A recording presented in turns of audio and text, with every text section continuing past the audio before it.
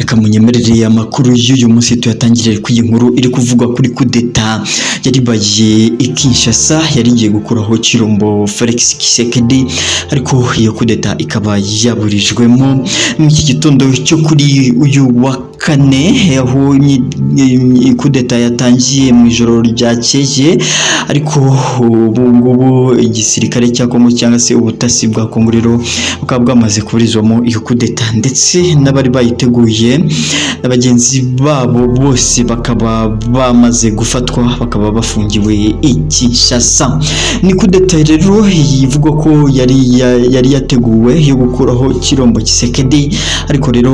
ngira ngo akaba byaburijwemo, ndetse n'ababa bayiteguye bakaba bamaze ubu ngubu kugeza mu maboko ya leta ya Kongo, bakaba bamaze gufatwa mu gihe kandi wari wateguye iyo kudeta nawe afunganywe n'abo ngabo bose bakaba bari mu kasho cyangwa se bamaze gufatwa na leta ya Kongo. Uvira ho umuriro watse Uvira ibintu bikomeje kuba ibindi nyuma yuko tubagije inkuru yuko M23 bari gutegura igihe cyangwa se bari bagiriye umugambi wo kuyirandura burundu, ariko rero M23 nayo ikaba yubuye intwaro inini ntoya, ndetse bakaba bazerekeje imitutu yabo muri Uvira, dore ko ariko gace bivugwa ko kabaruhije cyangwa se kabananiye kugafata cyane akaba ari na kamwe mu duce barwaye bahora bifuza gufata cyane. Ni kamwe mu duce rero kazindukiyemo intambara, amasasu, imbunda nini n'intoya. Ngubu muri iki gitondo cyo kuri uyu wa kane umuriro watse rero muri Uvira, bikaba bikomeye, ariko leta ya Kongo twabagejeje inkuru ivuga yuko yahagurukije abasirikare barenga 60,000, ndetse abacanshuro baturutse impande enye z'isi bakaba nabo bagumyeje kongerwamo n'intwaro zikomeye ziva amakuru y'ubutasi akavuga yuko izo ntwaro ziri gukomoka mu Burusiya ndetse n'ahandi henshi cyane hakorana na leta ya Kongo. Ariko rero ibijyanye n'ibiganiro byo idoha birakomeje nk'ubu ngubu muri iki gitondo cyo kuri uyu wa kane, ibiganiro bikaba bizindutse n'ubundi duha bikomeza, ariko n'ubundi intambara muri Uvira yo ikaba iri imbanyije. M23 irwanya ubutegetsi bwa Kongo ibushinja kuba batonisha bamwe, abandi bakabakura kwibere, cyane abavuga ururimi rw'ikinyarwanda nyamara ari abakongomani, bo bakaba bahezwa cyane mu buyobozi kwiga, bakaba batabigezweho, yewe bakaba byararenze ku rwo rwego, bagatangira no kubirukana mu gihugu babatoteza, babwira ko atari abakongomani ahubwo bagomba gusubira iyo bavuye. Uyu mutwe mbibutsa ko watangiriye mu gihugu cya Uganda, ukaremwa ukava mu gihugu cya Uganda ubwo bari bamaze gukubita inshuro. Mbibutsa ko ubwo bari bamaze gukubitwa inshuro rero bahungiye mu duce dutandukanye, bamwe bahungiye muri Uganda, abandi nabo bahungira mu Rwanda. Igice cyahungiye muri Uganda cyo cyaje kwiterateranya rero gisubira muri Kongo, maze gihura n'abandi nabo bari basanzwe muri Kongo,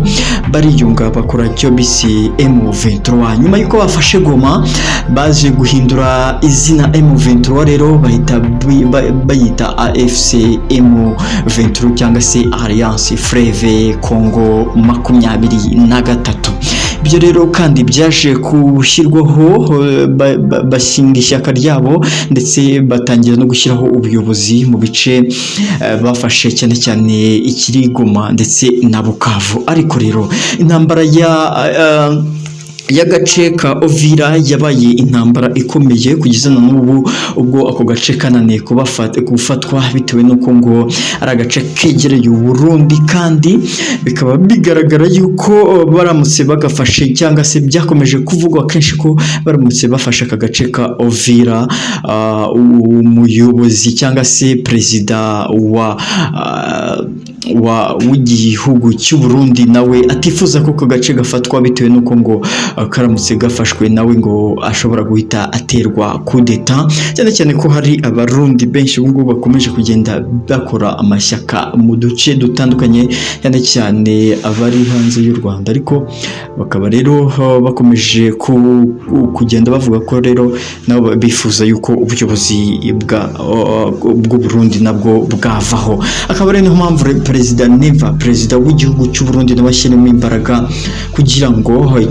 ako gace kadafatwa, kugira ngo mu minsi iri imbere murabizi ko yari yazanye intwaro zikomeye zose zishoboka azishyira ku mupaka w'u Rwanda. Ibi byaje kuvaho rero, noneho ubu ngubu imitutu yose yaba ku ruhande rwa M23 ndetse no ku ruhande rw'u Burundi ikaba yose iri guhurira Uvira, ndetse n'agace kari kuberamo isibaniro kubera ko nk'ubu nk'igihugu cy'u Burundi cyerekejemo imitutu, abacanshuro bose niho bari, leta ya Kongo niho yerekeje imitutu, ndetse na AFC M23 niho imitutu yayo yerekeje. Ni amakuru menshi tugumya tugenda tubagezeho, ariko rero mbere yuko mbakomereza inkuru nkaza nkababwira ukuntu noneho bimeze ku bijyanye n'ibihano bari bafatiye u Rwanda ku munsi w'ejo. Loni yanditse ivuga ko u Rwanda narwo bagomba kubufatira ibihano, batagomba kongera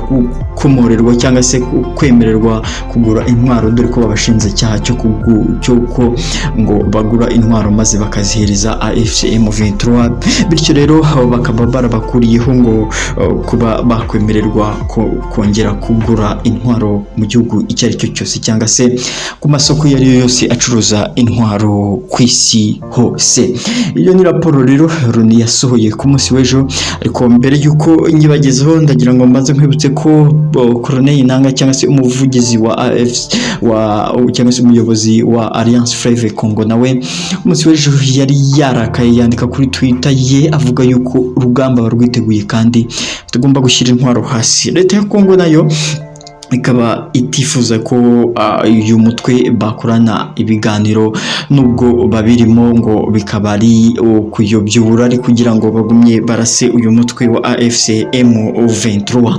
Nje gumye kuba nanjye ndiko Mpingaji John Peter Sefuga kuba hinge ni Mpingaji Empire, niho ubonera amakuru menshi cyane uzajya umya kubona. Wowe kanda hasi handitse subscribe maze tujye tubana munsi ku wundi ubone amakuru yose.